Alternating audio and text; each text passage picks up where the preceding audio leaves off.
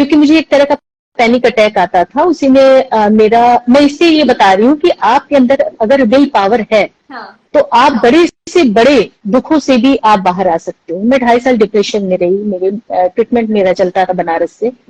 तो जो मेरे फादर थे, पापा, वो बार बार कहते थे शीशे में देख के चिल्लाओ, मुझे कुछ नहीं हुआ। मैं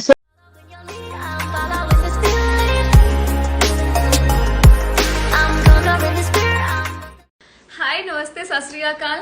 जो आज हमारी तीसरी माँ जुड़ रही है हमारे साथ, जिनका नाम है अनीता सैलेन द्विवेदी। चलिए उनके पास चलते हैं और उन माँ से लेते हैं आज का मोटिवेशन। मैं बस जा रही हूँ उनको जोड़ने, ताकि वो जल्दी जल्दी आए और हम लोगों को मोटिवेट करें। Hi ma'am. नमस्कार। नमस्कार, कैसी है आप? बहुत अच्छी। मैम, स्वागत है आपका positive talk with Akanksha podcast में। थैंक यू सो मच जो आप यहाँ पे जुड़ी।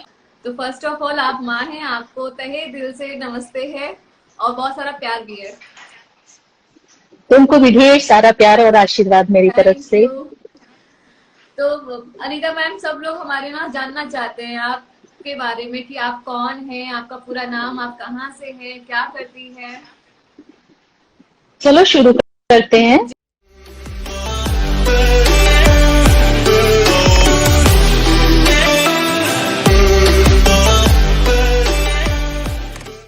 अभी मैं एक समाज सेविका हूँ, सोशल वर्कर हूँ।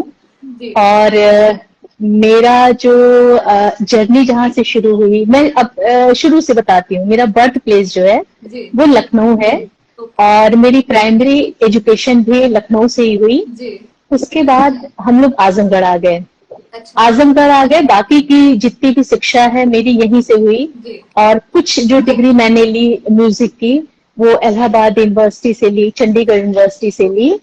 इसके बाद मेरी शादी हुई। फिर मैंने जो है वो एक शिक्षिका के रूप में एक स्कूल ज्वाइन किया। वहां पे मैंने 18 साल सर्विस की। और बच्चों का इतना ज्यादा प्यार मिला मुझे, इतना ज्यादा प्यार मिला कि मैं तुमसे बता नहीं सकती। और जब मैं बच्चों के बीच होती थी तो मुझे अपना, जिसे कहते हैं ना, कुछ दुख मुझे महसूस ही नहीं होता था। और बच्चे होते भी ऐसे हैं, फूलों की तरह से, कि जब तुम फूलों के बाग में जाओ तो एकदम कहते हैं ना कि एकदम एक पॉजिटिव वाइब आती है, और कुछ भी नहीं याद रहता है कि क्या है, एक मतलब उमंग रहती है मन में। तो बच्चों का मुझे भरपूर प्यार मिला, मैं जहां भी गई। इसके बाद कुछ मतलब मेरी ऐसी पारिवारिक परिस्थितियां थी कि मुझे स्कूल से, मतलब अपने उसके जो मैं टीचर थी, वहां से मुझे रिजाइन देना पड़ा, और मैं फिर सोशल वर्क में आ गई। आज मैं सोशल एक्टिविस्ट हूँ, और जितना सहयोग हो सकता है मेरी तरफ से, जितना सेवा हो सकती है, मैं उसके लिए करती हूँ, समाज के लिए करती हूँ। मैं एनसीसी में, मुझे सी सर्टिफिकेट भी मिला है। मैंने ट्रेकिंग कैंप वगैरह भी किया है। मैं क्या बताऊँ, गाती भी हैं, तो अभी तक आपने कोई प्लेटफॉर्म चुना है जहाँ पे आपने गाया हो? हाँ, लखनऊ दूरदर्शन पे मेरा एक गजल है, चल मेरे साथ ही चल है मेरी जाने गजल, वो वहां से मैंने परफॉर्म किया था। और ऐसे में जैसे रेडियो वगैरह पे भी कई बार मैं गोरखपुर में भी गई हूँ, और वहां के रेडियो स्टेशन से भी मैंने गाया है कुछ कबीर के दोहे वगैरह। बस, और प्रोफेशनल मैं चुनना चाहती थी, लेकिन कहते हैं ना कि बहुत कुछ जो होता है वो नियत के हाथ में आपका होता है, आपके चाहने से। हालांकि अगर आदमी कोशिश करे तो कर सकता है, लेकिन मैं वहां नहीं जा पाई। लेकिन पैशन मेरा था गाने का, आज भी है, कि लाइफ में बच्चों की लाइफ से कनेक्टेड। तो आपकी बिफोर मैरिज की लाइफ के बारे में हमने जाना, आफ्टर मैरिज? मेरी शादी बहुत अच्छी हुई आकांक्षा, मैं तुमसे बताऊं। कहीं कि मेरे फादर इन लॉ बिल्कुल मतलब रॉयल इंसान थे। वो एयरफोर्स में थे, अधिकारी थे। और मेरा पूरा फैमिली जो है ससुराल की, वो एयरफोर्स से ही है। ग्रुप कैप्टन से लेके स्क्वाड्रन लीडर मेरे जेठ वगैरह हैं। और मेरे जो दोनों मतलब जेठ हैं और मेरे हस्बैंड हैं, जैसे जो फादर इन लॉ है, कई भाई थे, तो वो लोग सब लोग एयरफोर्स में थे। मेरे जो फादर इन लॉ थे, तो ये दोनों भाई जो हैं, मेरे हस्बैंड और मेरे जेठ, ये लोग बिजनेस में आ गए। तो मेरे हस्बैंड जो बिजनेसमैन है, मेरे जेठ जो है वो डॉक्टर हैं। और शादी बहुत अच्छी हुई थी। बहुत अच्छी चीज ये कि मेरे फादर इन लॉ ने एक पैसा दहेज नहीं लिया था। और शायद ये मुझे आशीर्वाद था अपने मायके की तरफ से, क्योंकि मेरे भी पापा ने जब मेरे भाइयों की शादी की तो दहेज नहीं लिया था। मेरी शादी हुई बिना दहेज की।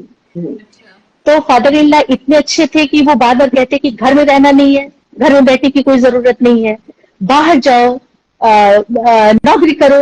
वो बहुत मतलब इससे अप्रिशिएट करते थे मुझे। और वो वर्किंग वुमेन को देख के बहुत खुश भी रहते थे। तो जो मैंने 18 साल की जर्नी जो मेरे सर्विस की थी, उसमें मेरे फादर इन लॉ का बहुत बड़ा हाथ था, बहुत बड़ा। वो हमेशा मतलब कहते ना, हमेशा अप्रिशिएट करते थे, नई नई चीजें बताते रहते थे, खोजते रहते थे। और ऐसे ही खुशी खुशी सारे दिन निकल रहे थे। और फिर बीच में हम लोग के परिवार में कुछ ऐसी हैपनिंग हुई कि मेरे बेटा था घर में। तो वो मेरी शादी हुई तो वो 10 साढ़े 10 साल का था। तो वो किडनी फेलोर बच्चा था।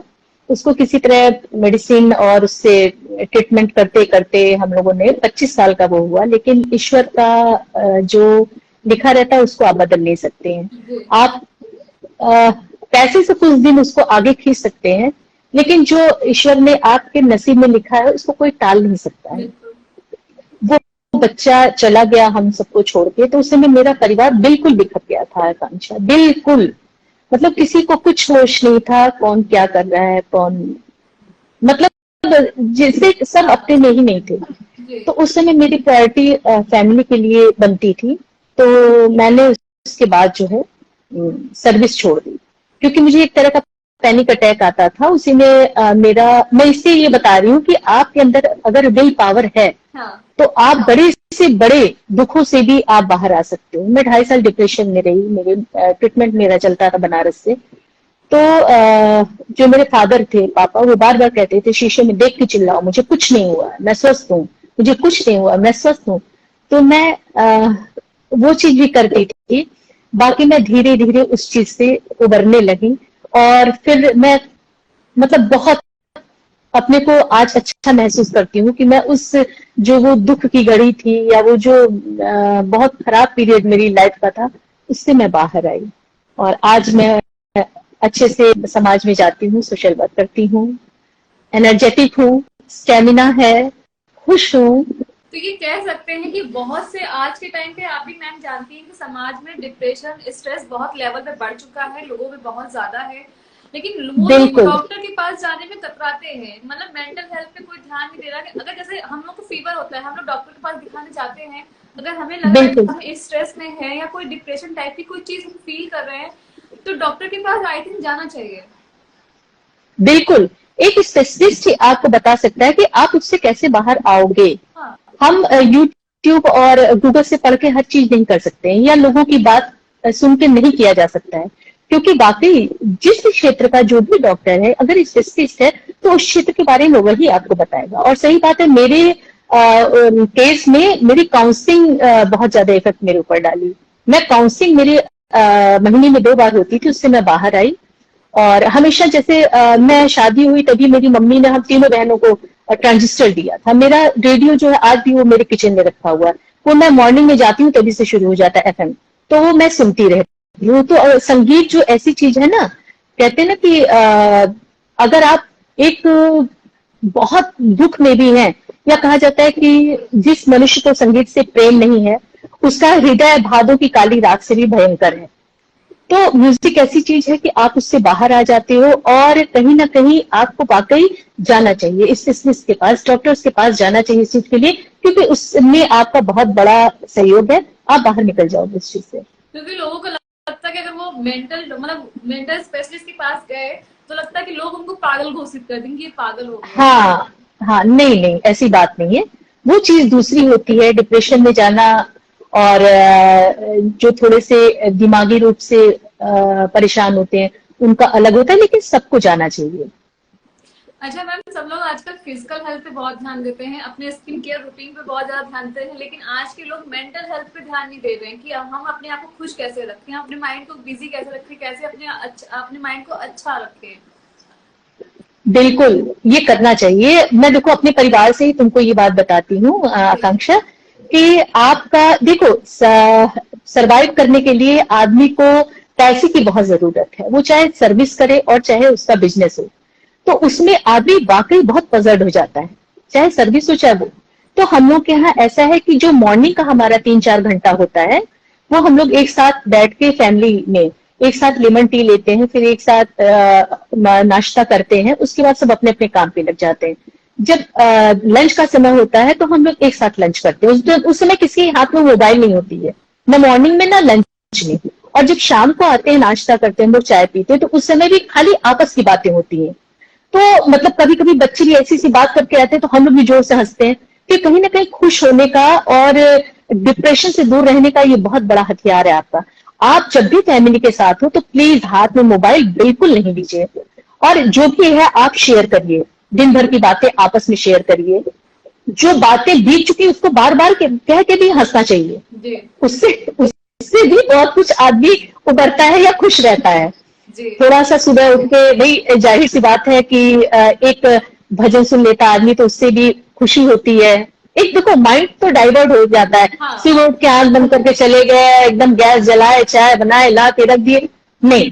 अगर आप एक खुश होकर सुबह एक हल्के से साउंड में आपका भजन चल रहा है, आप कर रहे हो, एनर्जेटिक वे में उठे हो, तो जाहिर सी बात है आपके साथ सब अच्छा ही अच्छा होने वाला है। और मुझे लगता है काफी लोग डिपेंड करता है कि हम लोग कैसे खुश रहें। अगर हम लोग चाहें तो जरिया देख सकते हैं, छोटी छोटी चीजों में भी ढूंढ सकते हैं खुशियां।